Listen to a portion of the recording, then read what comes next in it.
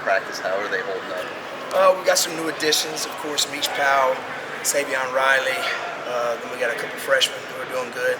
Saquon, of course, Patterson and Dylan Day. So a little bit of growing pains for the young guys, but I think they're making some plays. Today, Dylan Day had a good day. Yesterday, he didn't. And Saquon probably had a better day yesterday. So the other guys are catching on pretty good. Meach is probably playing the strongest out of the guys that just came in. But yeah, really pleased. Just a little thin in a couple spots. Can you talk about Meach a little bit, what getting him today? Yeah, he's really, really smart. Of course, he's played a lot of ball games. He's played some really big ball games, the biggest ball game in college football. So there's not a lot that he hasn't seen. It's just he's trying to adjust the terminology and a couple different things, the way we play it. But he's going to be a really good, really impactful player for us, I think. How do you feel about the depth at cornerback right now? Obviously, some guys left, draft, and everything. Everything. How do you feel about where you guys are at depth-wise? Well, we've got a couple injuries, which is hurting us right now. I think we're down to maybe 4 corners. So anytime you're down to 4 corners, you start to get tired, and we're having to use a couple safeties to play with the 3. So hopefully we'll get Brown back after the spring break, and so that add another guy, and of course we got a couple freshmen that aren't here yet. So we'll add some depth if we need to in this off season if we need. So I feel good, but right now it's not good. We're a little thin. And then you guys added Chavis Jackson as a cornerback or defensive backs coach, cornerbacks coach. Obviously you worked with him in the past. What was that process like when you guys brought him in? How much did you advocate for him, and how was it like working with him again? Well, I had 2 cornerback coaches while I was at Marshall. First guy left, and then we had a chance to hire whoever we wanted that was available. And I kind of knew Chavis from when he played at LSU, who he'd been coached by, Corey Raymond, Nick Saban, Kirby Smart, Bo Pelini, all those guys. So he came from a good pedigree, played in the NFL, and then I saw it firsthand. Our corners probably played the best at Marshall that year, my last year there, so I know what he can do, and he's already made a difference with our corners here. So really good teacher, very motivated guy, and I think he'll do a good job recruiting. It seems like Jaden, Harris, and Savion are going first team from Yeah. what we can see. How are they doing, and just what are they bringing to the Well, good. Harris is probably the most improved player, I think, on the defense right now.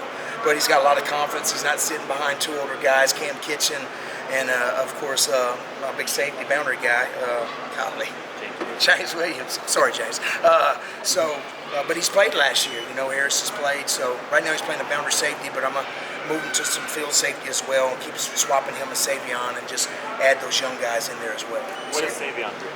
Savion's long. He's got good top end speed. Right now he's trying to learn everything. I think he's a little tired today.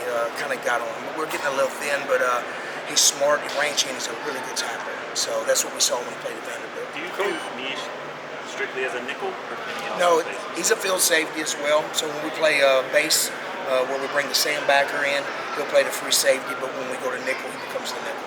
Are there any other guys that you can move from safety to corner or vice versa? Dylan Day's one of the guys that's been playing out there who I think I have a chance, but he's young. Right now he's playing nickel, free safety, and corner. So he's playing a lot of reps at a lot of different positions. He's probably the only one inside that I think could do it. Maybe Markeith Williams. He's been doing well too. Markeith's having a first good 3 days, so really excited about him as well. How about Jadis and his opportunity this spring? Saw the other mids come on during one-on-one. Yeah. How's he doing? He's doing good. We've been holding a little bit, so we tried to put the oven mitts on to keep him from holding. But he's probably, I've seen the most improvement in corner from the fall. So he's doing really well. Him and Coach Jackson. Coach Jackson's kind of a tall corner when he played, so it kind of relates to him. So. Coach, the energy's been really high. How does it feel to be able to be back for a second year here and being able to coach those guys again? Well, most of the guys know the defense, which is good. So you're not having to install a whole new defense. And of course, we hired a defensive back coach that already knows the system, so I didn't have to teach the defensive back the system, coach the system. So it's a lot better. It's a lot cleaner. We've had a really 3 good days. Quarterback is really hard to defend. He's going to be a really good football player. He extends plays, so I'm really excited and like where we're at, but we need to make a step further when we come back from spring break. And obviously talking a lot about DBs, looking at the linebackers, who among that young group from last year's class has kind of made the biggest jump, biggest improvement lately? Probably Popo. Popo's running with the ones.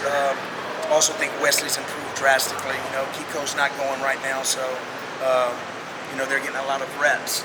So Bobby, I think Washington will do well, and then keep your eyes on Bobby Pruitt. That guy's going to be a really good football player. So excited about those guys, and then each and every week, one guy improve, and we'll go from there. Just try and create as much depth as we can. We didn't ask you, I think, yet about Elijah Austin.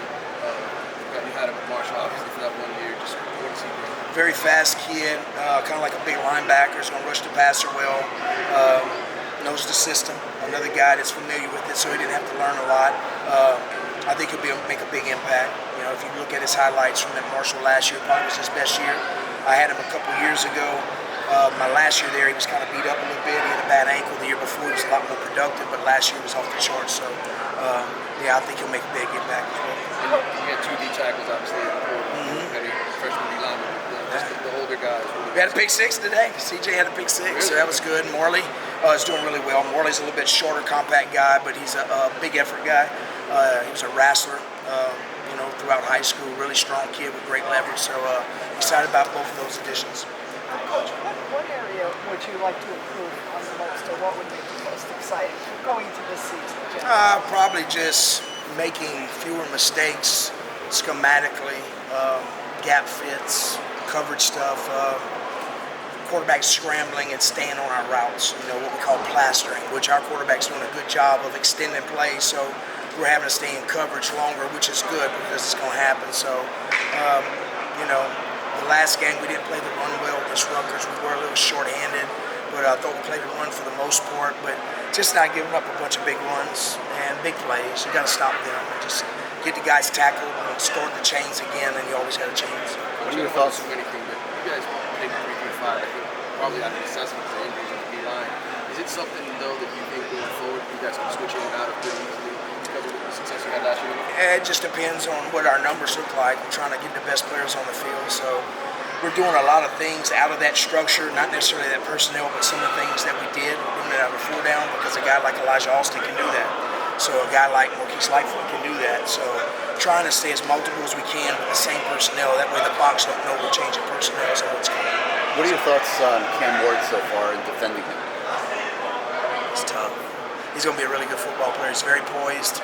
You can't rattle him. He's seen everything before, and he got something to him. You can tell he's a natural leader. He likes to compete, and I think he can win a bunch of ball games for us. How does that help, like what Gary was saying, how does that help the defense? It helps us when you got a quarterback that's athletic and moves around. You got to stay in coverage longer. It changes your pass rush lanes to where you can't just free rush on a guy.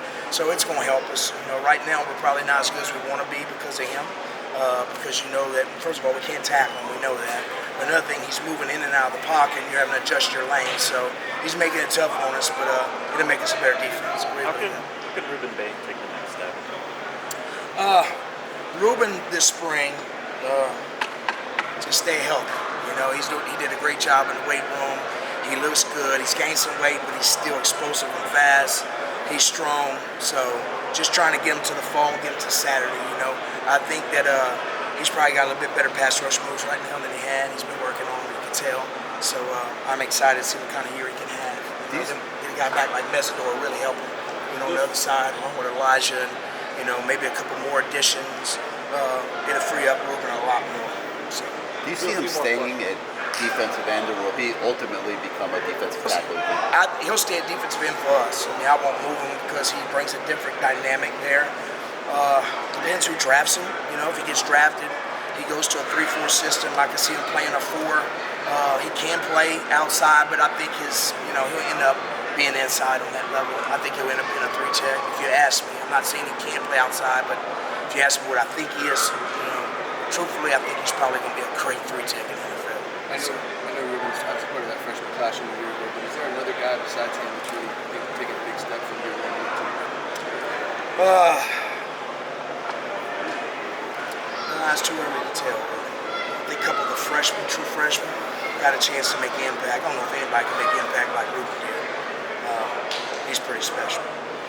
I'm not saying they can, but it's pretty special. A lot of people identify Jaquan as maybe one of those, Jaquan Patterson's one of those guys. Yeah. Saquon has got probably one of the hardest positions on defense, which is safety. They're the quarterbacks of the defense, so he has to make all the checks. He's got to make sure everything's right, so it's just harder to play as a freshman, playing a safety position, whereas a defensive lineman, it's a little bit easier. You can kind of pin yours back and go, but on the back end, if you mess up, it's a touchdown. So he's got a taller task. Usually safeties, it takes him probably about a year and a half, get something underneath him. But we're going to try and speed him up, see what he can do. But he definitely has the skill sets to be a difference maker, no doubt. Great. Thank you, Coach. Yes, Thank sir. you. Yes, Thank sir. you.